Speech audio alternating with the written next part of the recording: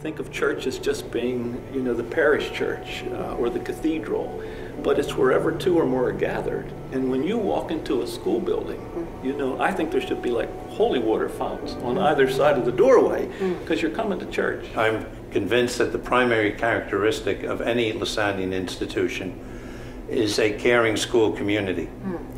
The core Lassallean belief is we live in the presence of God. And the core Lassallean value is the dignity of every person in our school community. For the teacher to touch the hearts of his or her students is the extraordinary rapport between faculty member and student. I mean, all Catholic schools, and I think all good schools, you know, it's the child who's the center of all of the services. But I think in our schools in a particular way, we are looking out for those young people who are the least, the lost, and the last.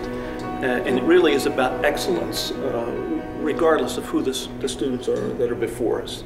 You know, whether the best and the brightest or kids that are challenged, it's about what do we need to marshal to make sure they're going to get an excellent education. So it really is very prescriptive based on what their needs are.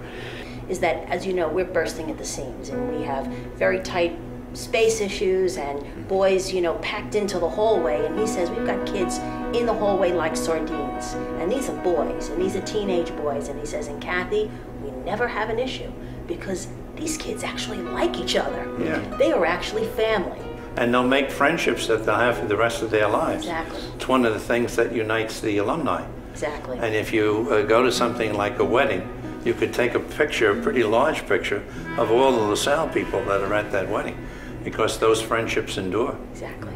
I mean, that's why it's a great day at graduation, when you see what they have achieved. And it's amazing to think of this student entering as a freshman, and now 4 years later, how much they have grown and matured, the confidence they have, their ability, the colleges they've gotten into, they're ready for the next step in their lives.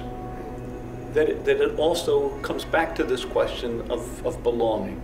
They're in a place where they're connected to other people. There's not a kid that walks into one of our high schools or any of our schools that isn't greeted. You know, kids are known by name.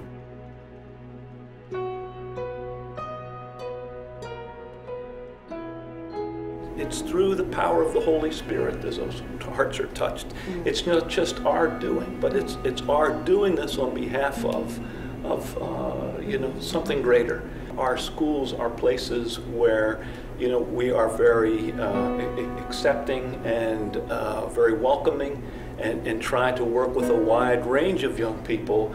There are also real clear expectations about what's okay and what's not okay, and young people need that.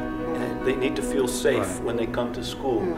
This wonderful line from St. LaSalle, where he says to the brothers, you know, earnestly ask Jesus Christ to make his Spirit come alive in you, because he has called you to do this work. That's extended to all of us. So that's really when we have a sense of vocation, that it's not just you know, a job, it's not just a wonderful profession, but it's also, you know, how I participate as a disciple and apostle in the work that I'm doing. It's let us remember that we're in the presence of God. It's this mindfulness that we're in a different kind of space here. And when we are finished, live Jesus in our hearts. It's not live Jesus in my heart, but it's live Jesus in our hearts. It's this idea of the community that is centered on the kids, but organized around you know, Jesus and his kind of redeeming love for us. Coming in and being the recipient of this gift to lead this place in this condition, and to move it forward in a financially stable, solvent, practical way with all, you know, we're firing on all pistons, as they would say. So the gift for me to lead a place like this in that condition, that's extraordinary. That's a gift to me, that the things that I'm doing, I'm just turning switches on every day that are there, that you guys left me, and I'm just turning on switches that are just, you know, the light is brighter. Well, I think we certainly set the table, and but you have been a blessing to LaSalle Academy.